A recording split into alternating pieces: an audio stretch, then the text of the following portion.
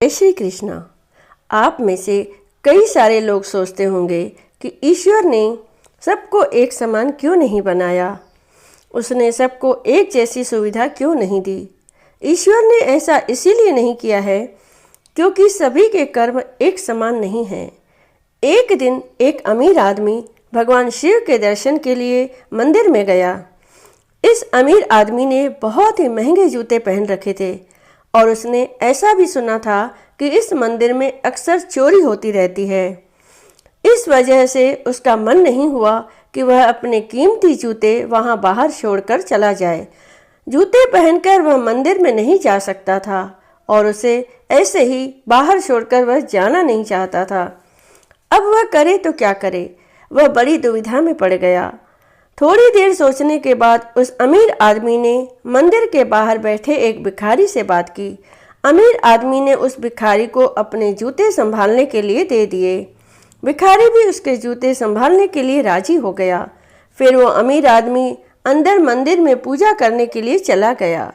पूजा में बैठे बैठे उस अमीर आदमी के मन में ख्याल आया कि भगवान ने कैसी विषम दुनिया बनाई है। मेरे जैसे कई लोगों को पैरों में कीमती जूते पहनने लायक बनाया है, लेकिन उस बेचारे भिखारी जैसे अनगिनत लोगों को रोटी खाने के लिए भी भीख मांगनी पड़ती है। वो अमीर आदमी मन ही मन भगवान से फरियाद करते हुए बोला कि आपने सब लोगों को एक समान क्यों नहीं बनाया, आपने सभी को एक जैसी सुविधा क्यों नहीं दी। फिर उसने मन ही मन तय किया कि यहाँ से वापस जाते समय वो उस भिखारी को 500 रुपये देकर जाएगा।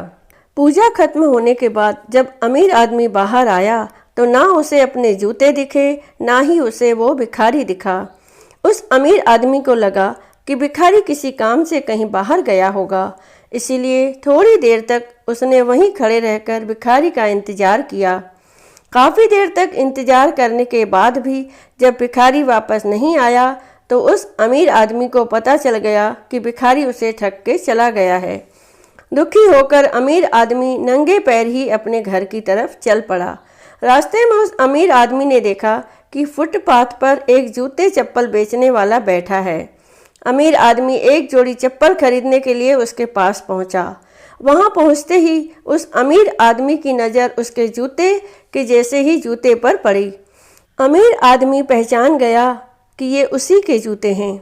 पूछने पर बेचने वाले ने पहले मना किया, लेकिन बार बार पूछने पर और दबाव देने पर उसने माना कि यह जूते उसे एक भिखारी 500 रुपये में बेच कर गया है।